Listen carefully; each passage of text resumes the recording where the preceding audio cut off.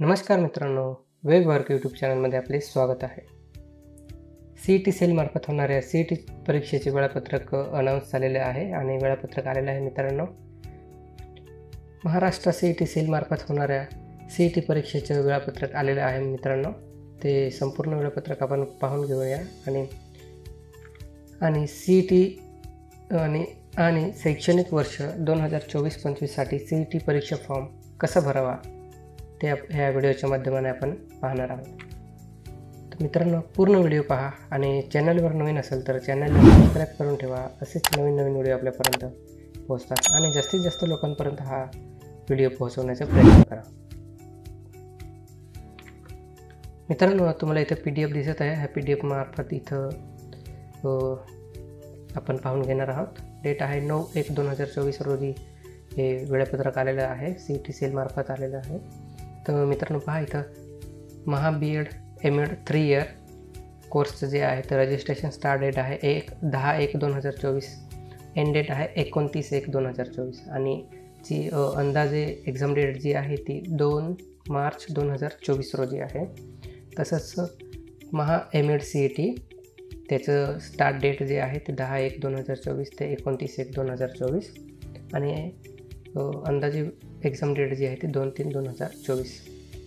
तसंच दिलेलं आहे MB.Ed.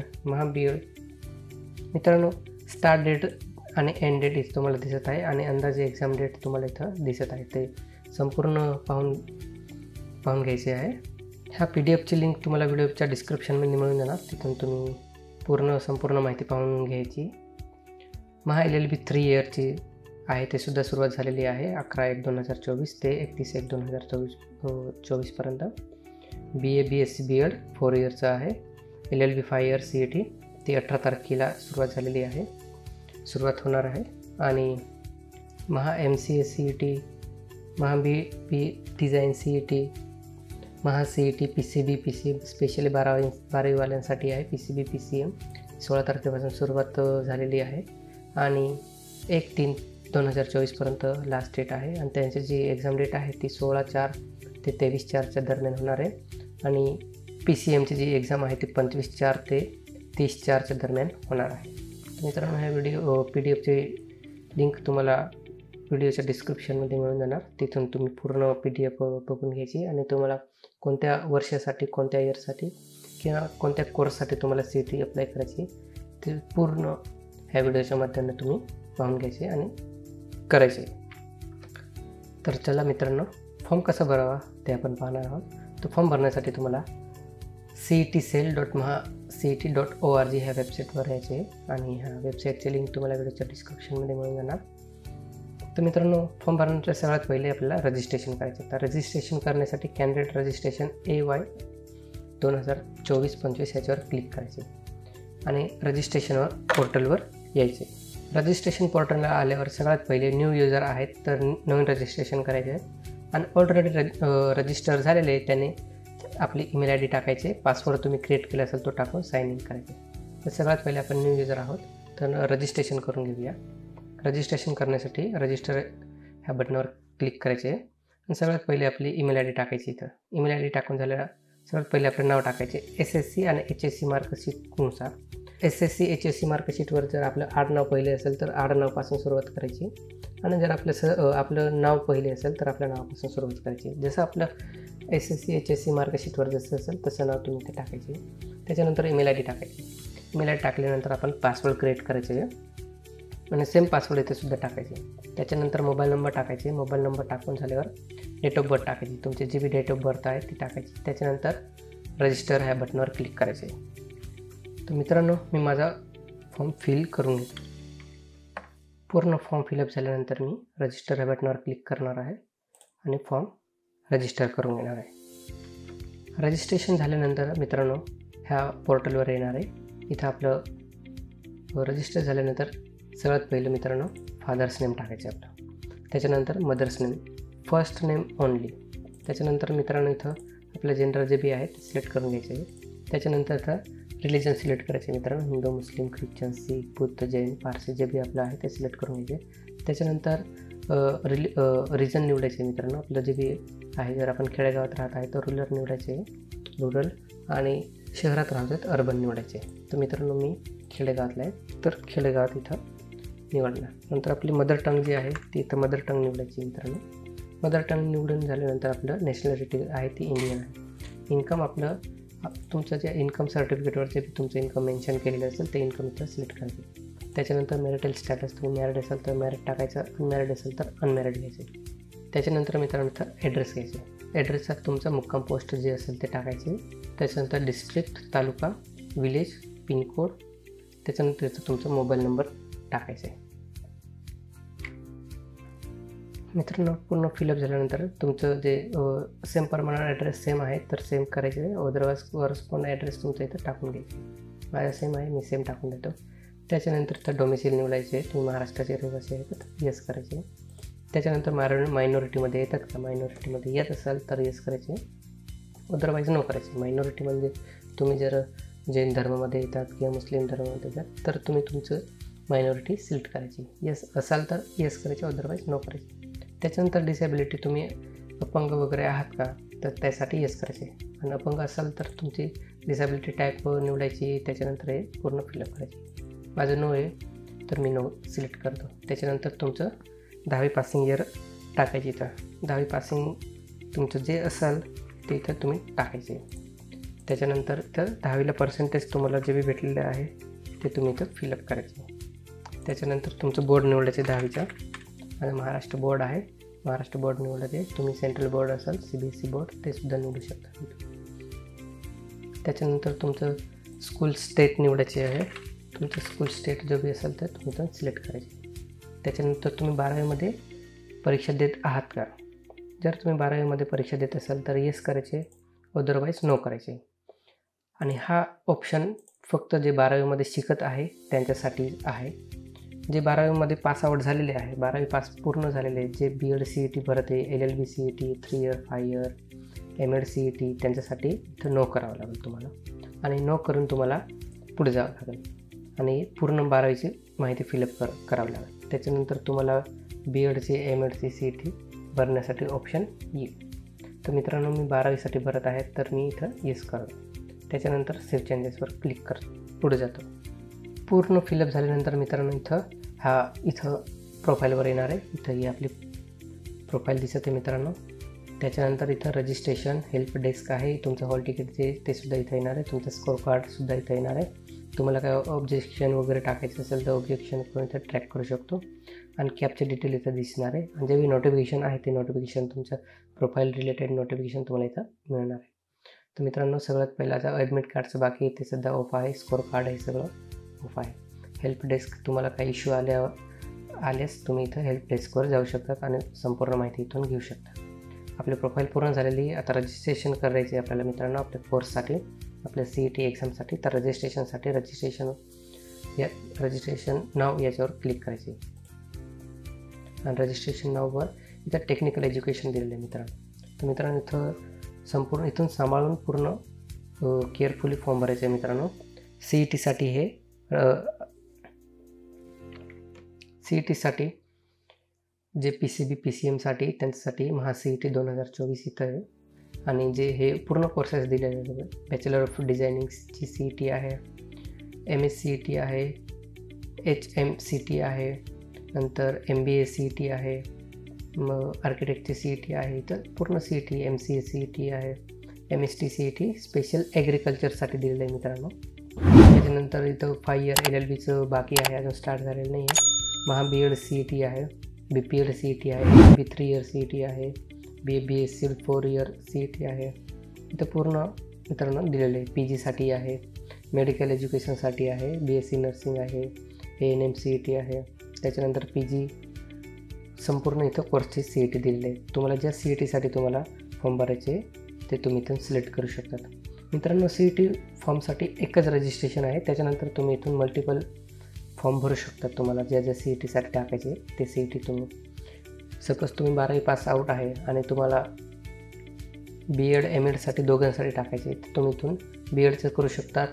त्याच्यानंतर MAdचं सुद्धा करू शकता. जर तुम्हाला BEdसाठी टाकायचे आणि MBAसाठी टाकायची तर तुम्ही BEdचे टाकून MBAचं सुद्धा रजिस्ट्रेशन एकाच रजिस्ट्रेशनमध्ये करू शकता, एकाच फॉर्ममध्ये रजिस्ट्रेशन करू शकता.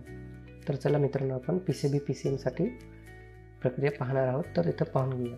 तर CET PCB PCMसाठी करणार आहोत. तर MST CET 2024वर register now click करायचे आणि रजिस्ट्रेशन पोर्टलवर जायचे.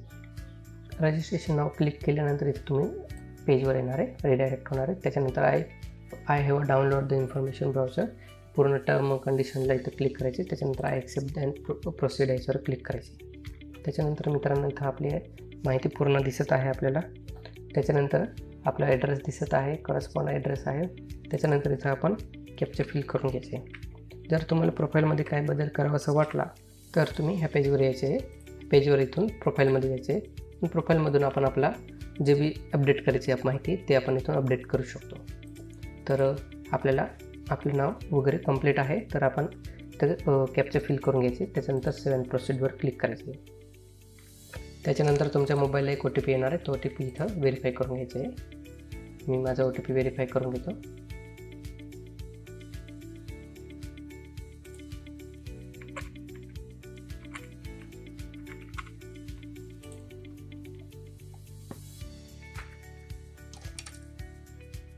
त्याच्यानंतर आपला ॲप्लिकेशन नंबर येणार इथं. ॲप्लिकेशन नंबर आपल्या मोबाईलवर सुद्धा मेसेजच्या स्वरूपात येणार आहे आणि आपल्या व्हॉट्सअपला सुद्धा येणार आहे. प्रोसीड केल्यानंतर आपल्याला डायरेक्ट इथे येणार आहे. इथून आपलं प्रोसीड कंप्लीट ॲप्लिकेशन फॉर्मवर क्लिक करायचे आणि आपला जो ॲप्लिकेशन फॉर्म आहे तो पूर्ण करून घेणार आहे. त्यासाठी आपण इथे आल्यावर इथं आपली कॅटेगरी निवडायची. आपली जी बी कॅटेगरी आहे ती कॅटेगरी इथून निवडून घ्यायची.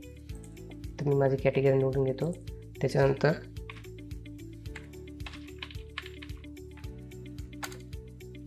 इथून आपली जात निवडायची आहे. त्याच्यानंतर तुमच्याकडं जात प्रमाणपत्र आहे का, तर येस करायचे. व्हॅलिडिटी सर्टिफिकेट तुमच्याकडे आहे का ते सुद्धा तुम्ही जात प्रमाणपत्र निवडल्यावर त्याचं जात प्रमाणपत्र कास्ट सर्टिफिकेट नंबर इथे तुम्हाला मेन्शन करायचं आहे.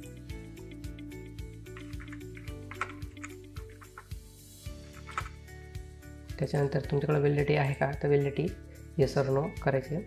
त्याच्यानंतर इथे तुम्ही ऑर्फा म्हणजे अनाथ आहात का, तर तुम्हाला येस ऑर नो करायचे. अनाथ असेल तर येस करायचे, अदरवाईज नो करायचे. त्याच्यानंतर सेव्ह अँड प्रोसीडवर क्लिक करायचे आणि पुढे जायचे. हे पेजवर आल्यानंतर इथे तुमची 12वीची माहिती असेल तर पूर्ण बरोबर असल्यास सेव्ह अँड प्रोसीड करायचे. तर मित्रांनो, आपल्याला ज्या फील्डला जायचं असेल त्या फील्डनुसार इथे तुम्ही PCM PCB तुम्ही सिलेक्ट करू शकता तुमच्या आवडीनुसार. तर मित्रांनो, मी इंजिनिअरिंग फील्डला जाणार आहे, तुम्ही PCM निवडतो. जर तुम्हाला मेडिकल फील्डला वगैरे जायचं असेल तर तुम्ही PCB निवडू शकता. तर मित्रांनो, PCM सिलेक्ट करतो. त्याच्यानंतर इथं तुम्हाला जे बी तुमचे जे PCMचे जे विषय आहेत ते फिजिक्स, केमिस्ट्री, मॅथ ते तुम्हाला इथं दिसत आहे. त्याच्यानंतर तुम्हाला ज्या लँग्वेजमध्ये क्वेश्चन पेपर हवं आहे ते तुम्ही इथे सिलेक्ट करायचे, मराठी, इंग्लिश. तर मी माझ्या सोयीची लँग्वेज निवडून घेतो. त्याच्यानंतर तुमचं जे एक्झाम सेंटर निवडायचे, तुम्हाला तो 4 एक्झाम सेंटर निवडायचे. तर त्या एक्झाम सेंटरचं स्टेट निवडायचे इथं. तर आपण आपलं महाराष्ट्र स्टेट निवडून घेऊ. त्याच्यानंतर तुमचं एक्झाम सेंटर इथं तुम्हाला चूज करायचे. तुमचं जे सोयीस्कर एक्झाम सेंटर आहे ते तुम्ही इथं सिलेक्ट करायचे. त्याच्यानंतर मग पुढे जायचे. त्याच्यानंतर सेव्ह अँड नेक्स्ट करायचे आहे. त्याच्यानंतर पुढच्या पेजवर जायचे. इथं मित्रांनो, आपल्याला आपला फोटो आणि सिग्नेचर अपलोड करायची. तर मित्रांनो, फोटोसाठी सगळ्यात पहिले फोटोग्राफ चूज करायचे. त्याच्यानंतर ओपन हे बटनावर क्लिक करायचे. त्याच्यानंतर इथं मी माझा फोटो अपलोड करून देतो. त्याच्यानंतर अपलोड ह्या बटनावर क्लिक करायचे.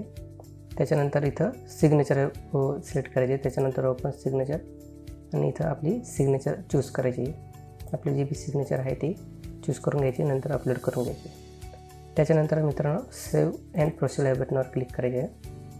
त्याच्यानंतर इथं आपल्याला एक ID कार्ड म्हणून अपलोड करायचे. तर आधार कार्ड इथं सिलेक्ट करतो. त्याच्यानंतर अपलोड या बटनावर क्लिक करतो. त्याच्यानंतर ओपन करून मी माझं जे आधार कार्ड आहे ते आधार इथं सिलेक्ट करून घेतो.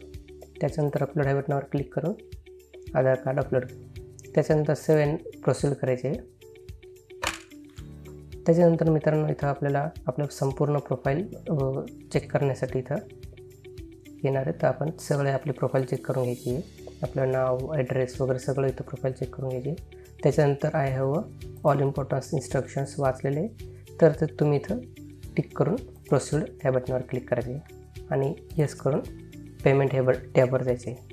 त्याच्यानंतर मित्रांनो इथं आपल्याला पेमेंट करायची 800 रुपयाची पेमेंट आलेली आहे. तर आपण सिलेक्ट ह्या बटनावर क्लिक करायचे. त्याच्यानंतर प्रोसीड टू पेमेंट. त्याच्यानंतर इथं रोजर पेने पेमेंट करायचे, तर रोजर पेवर क्लिक करायचे. I agree term and condition. त्याच्यानंतर प्रोसीड करायचे, ओके करायचे.